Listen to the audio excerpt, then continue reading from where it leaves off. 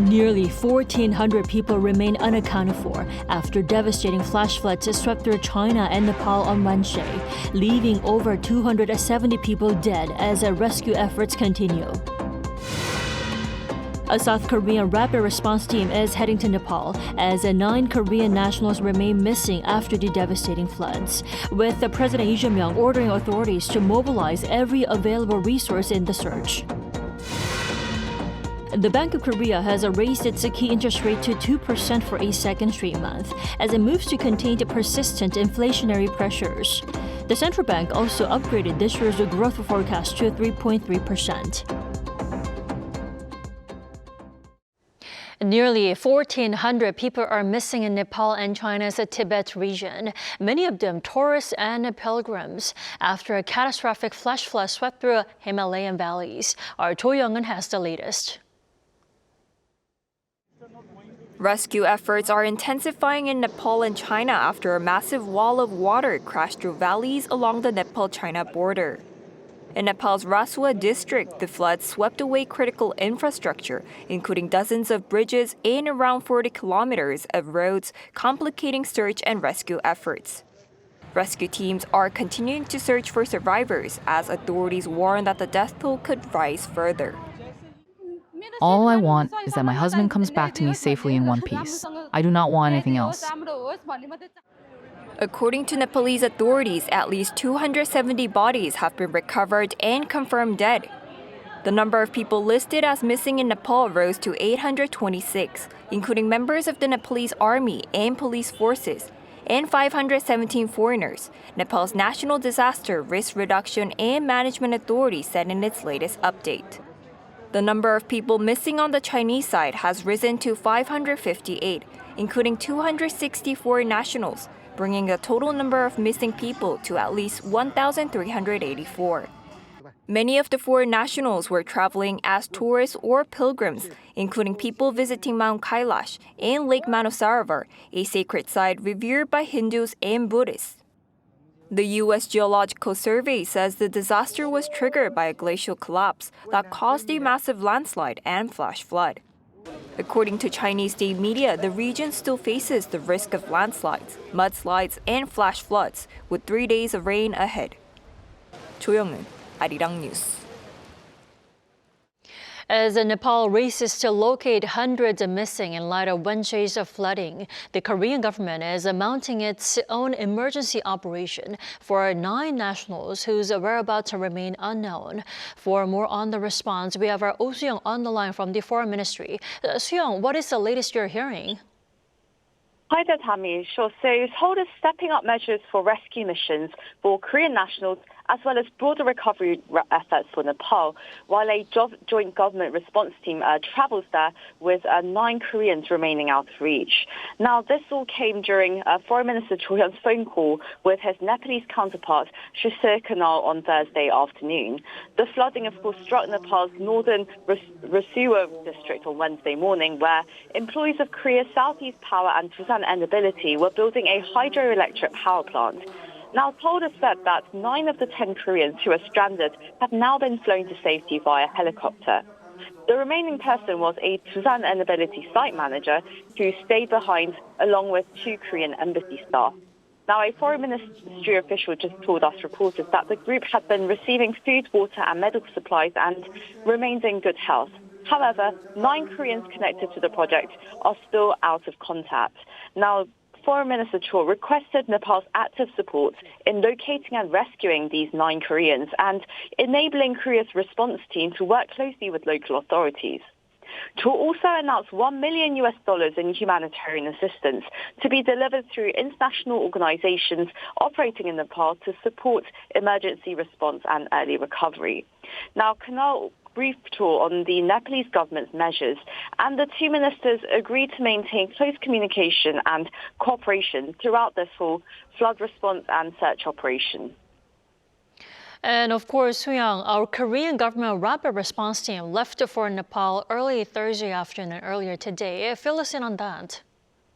Sure. So the 11-member response team left earlier this afternoon and is due to arrive in Kathmandu on Thursday night local time via Hong Kong. Now, led by In Sang-woo, the government's representative for overseas Korean protection and consular affairs. The team comprises officials from the Foreign Ministry, the National Fire Agency and the National Police Agency. We will do everything possible to ensure the swift and safe search and rescue of our nationals in Nepal. Now, response teams from the two companies involved, they also left for Nepal the same afternoon. Tusan Enerbility dispatched the team led by its CEO, while Korea Southeast Power sent officials, including the head of its new growth business division. Now, once they arrive, the government and business officials will start coordinating further rescue efforts with the local authorities as well, according to a ministry official. Back to you, Tammy. Alrighty, Seong, thank you for the coverage. Now, with the 9 Korean nationals still unaccounted for following the flash floods in Nepal, President Lee Jae-myung convened an emergency meeting on Thursday afternoon. He urged the authorities to mobilize all available resources, saying there is no such thing as too much effort when it comes to protecting people's lives. He ordered the government to assign dedicated officials to support the families of those missing and to keep them updated on the latest developments. President Lee also called for close cooperation with the Nepalese government to make sure all necessary resources can be deployed for search and rescue efforts.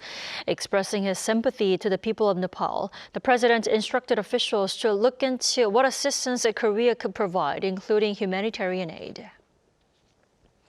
In other news, Korea's central bank has now delivered back-to-back rate hikes amid concerns over inflation. Now, strong chip experts also pushed this year's growth forecast sharply higher to 3.3%. Our correspondent Kim Jun-hong has this report. The Bank of Korea has raised its key interest rate by 0.25 percentage points to 3%. Thursday's move comes with 6 of 7 Monetary Policy Board members voting for an increase, with 1 backing a hold. This marks the second consecutive hike after last month's quarter-point increase, bringing the rate above 3% for the first time in 1 year and 9 months. The central bank has put greater weight on early action as chip-driven growth adds to price pressures, with inflation remaining above its 2% target. Early monetary policy action is essential to maintain macroeconomic stability. Research shows acting early can anchor inflation expectations sooner and reduce the scale and duration of tightening while easing the impact on growth. The governor said the timing and pace of further hikes will depend on inflation and growth. The 6-month ahead rate projection also points to further tightening, with projections reaching up to 3.5%. I expect the rate to reach as high as 3.5% by next year. The Monetary Policy Committee appears strongly inclined toward further tightening, but with no 3.75% projection in the dot plot and a dissenting vote today, there is also caution against raising rates too quickly. The BOK also updated its economic outlook, lifting this year's growth forecast to 3.3% from 2.6%. The upgrade reflects a strong chip cycle and its broader economic impact, despite continued uncertainty from the Middle East war. Next year's forecast was also raised by 0.8 percentage points from the May estimate. Meanwhile, the inflation forecast for this year was kept unchanged at 2.7%. Yet core inflation, closely watched by the BOK, is forecast to remain elevated at 2.5% both this year and the next. Governor Shin Hyun-song stressed the need for action before inflationary pressures spread further. The central bank's unusual second straight hike signals a continued focus on inflation amid a 3.3% growth outlook. Kim Jun-ho, Arirang News. Nvidia has once again exceeded Wall Street expectations, more than doubling its quarterly revenue. The market analysts expect this strong momentum to provide a major lift to Korean chip makers and the broader domestic market. Our Lee Ju-yeon tells us more. Nvidia has once again blown past Wall Street expectations as booming demand for artificial intelligence chips continued to drive extraordinary growth. The chipmaker on Wednesday reported net income of nearly $59.7 billion for the May to July quarter, more than double the $26.4 billion recorded during the same period last year. Adjusted earnings came in at $2.22 per share, beating analysts' forecast of $2.09. Revenue also more than doubled from a year earlier, reaching $96.22 billion and easily topping Wall Street estimate of about $92.3 billion. And the company expects the momentum to continue. Nvidia is forecasting about $108 billion in revenue for the current August to October quarter, well above analysts' estimate of roughly $104.9 billion. If Nvidia reaches that target, quarterly revenue will rise about 89% from a year earlier, suggesting the company's already remarkable growth remains strong. Experts anticipate that global semiconductor sentiment will remain strong, driving further gains for Korean chipmakers. As Nvidia announced, a projected revenue growth of over 70% next year underscores that demand for semiconductors will continue to rise. This, in turn, is expected to have a positive impact on investor sentiment regarding Korean chipmakers. The benchmark KOSPI showed positive momentum on Thursday, driven by gains in major chip giants like Samsung Electronics and SK hynix. Strong foreign and institutional buying drove the market as Nvidia's earnings eased concerns over AI industry growth. Lee Ju-yeon, Arirang News.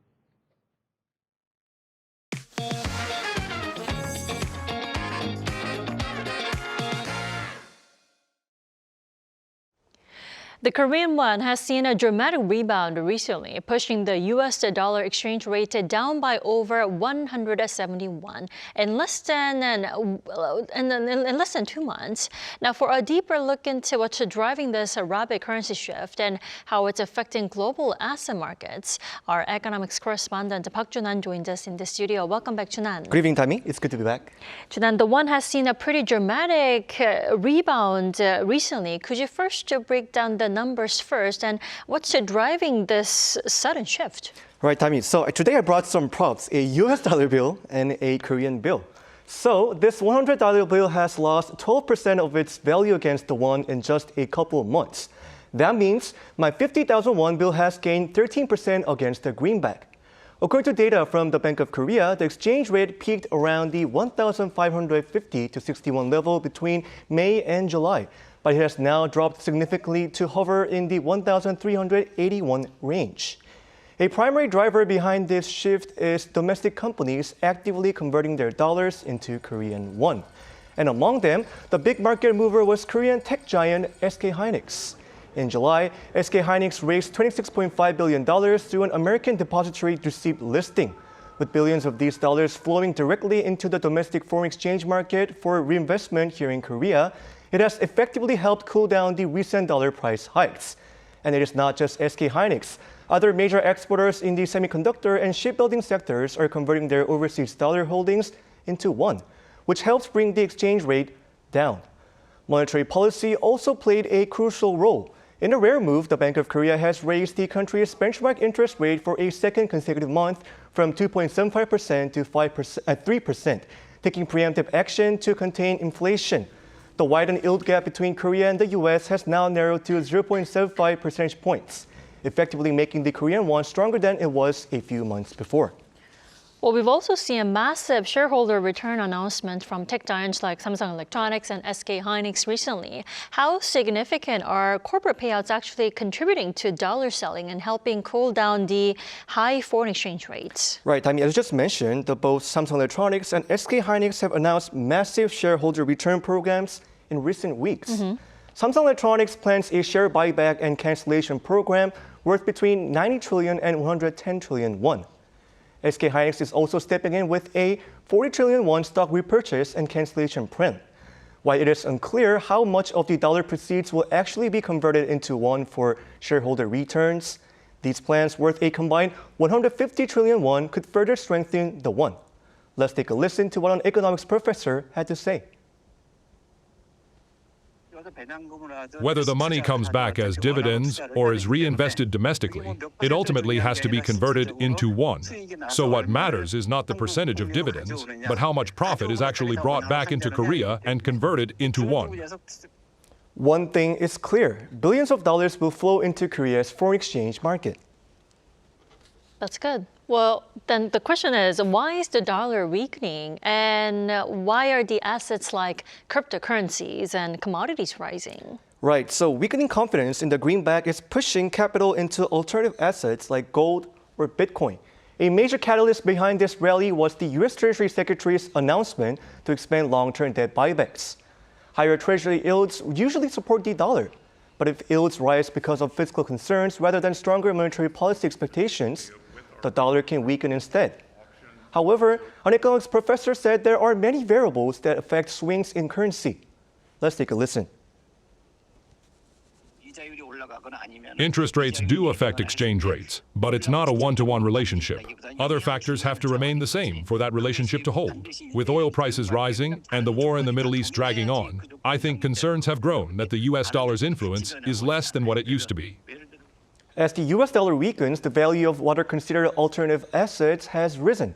Bitcoin recently broke past $80,000 for the first time in over 3 months, touching $81,257 amid short squeezes and massive spot ETF inflows. International gold prices also rebounded from below $4,000 in June to surpassing $4,620 per ounce as of Thursday. Ultimately, an excessively high exchange rate burdens the domestic economy by driving up import prices. That is why financial authorities have been stepping in to cool down the overheated market. A volatile market is what I could definitely say, Chunan. Thank you for the breakdown tonight. Always a pleasure, Dami.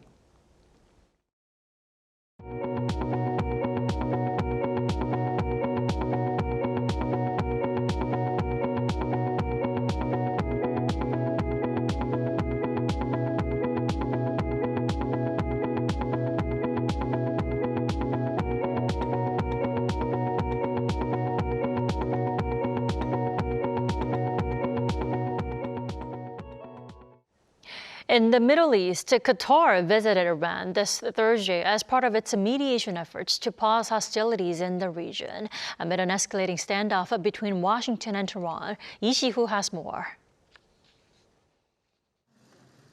Qatari Prime Minister Sheikh Mohammed bin Abdulrahman bin Jassim Al Thani is due to visit Tehran on Thursday with the aim of de-escalating tensions in the Strait of Hormuz. Qatar's Foreign Affairs Ministry announced in a statement on X on Wednesday that its prime minister will meet with Iranian officials to discuss ways to, quote, create conditions conducive to dialogue.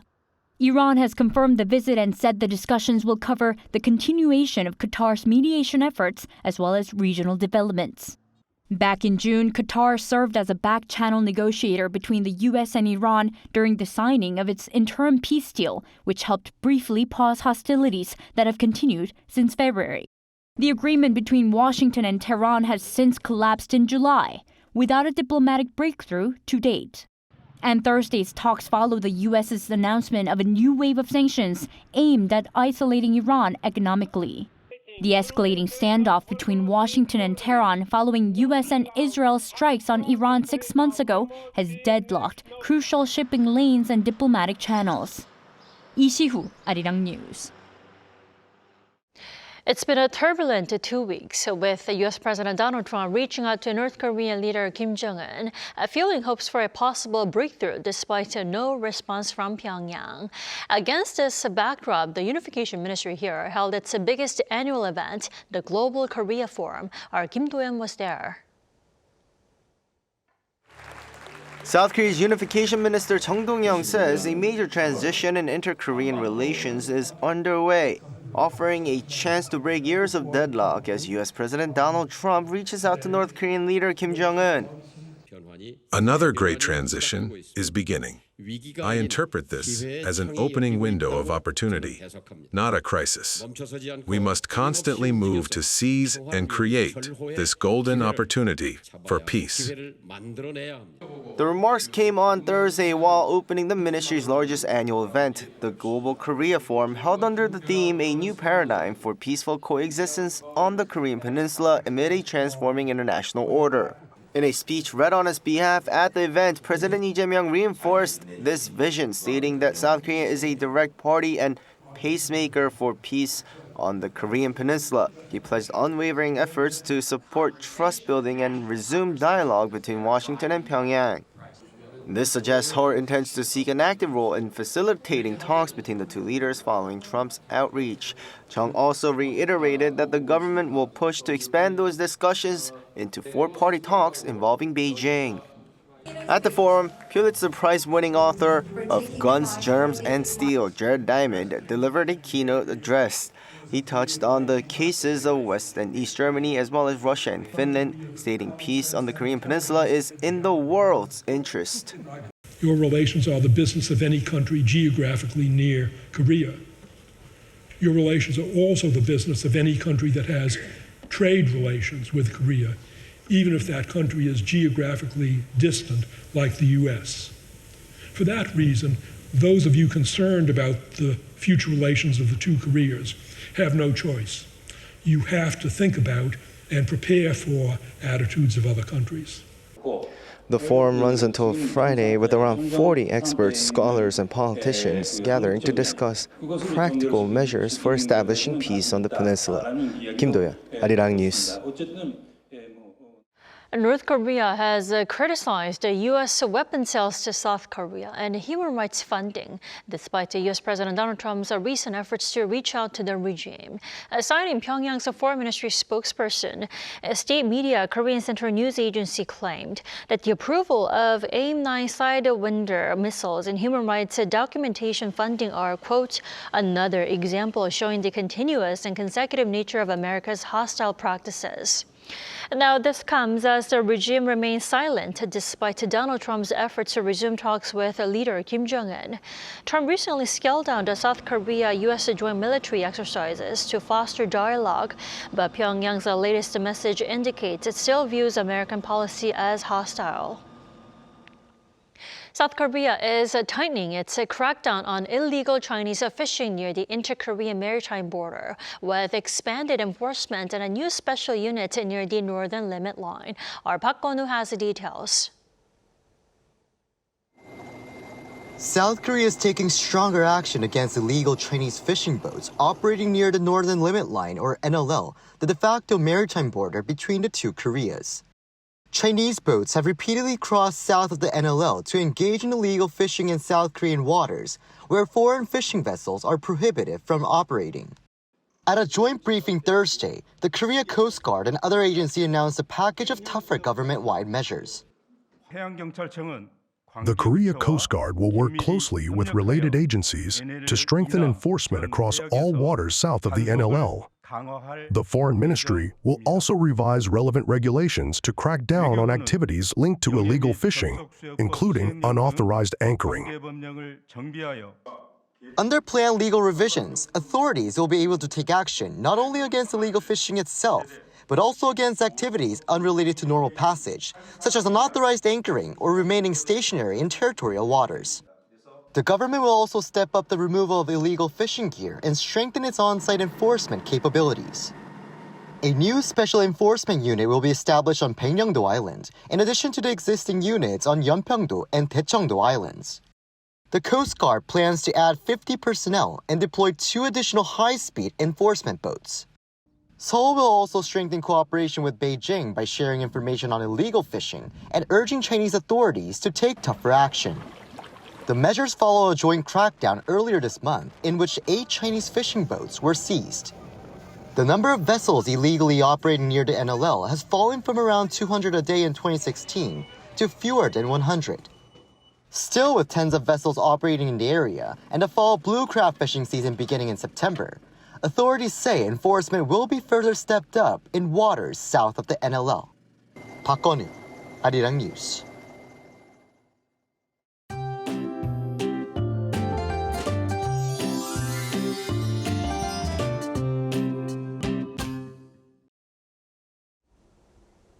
the heat is still going strong here both day and night at the end of August. Heatwave advisories are in place across many parts of the country.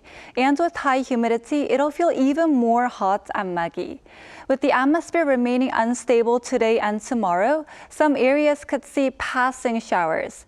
Today, rain will fall across parts of the southern regions with up to 60 millimeters. Tomorrow, the rain will spread farther north and east, reaching the east coast of Gangwon-do and Chungcheong-do provinces, as well as the southern regions. So be sure to keep an umbrella handy if you're heading out. Tomorrow, Seoul will start the day at 25 degrees Celsius, Chuncheon 23 and Daegu 24 degrees. Then by the afternoon, Seoul will get up to 30 degrees, Daegu 28, and Gwangju will soar to 31 degrees. By Saturday, rain will spread across most parts of the country. And once the rain moves out, the heat will gradually start to ease. Now here's a look at the weather around the world.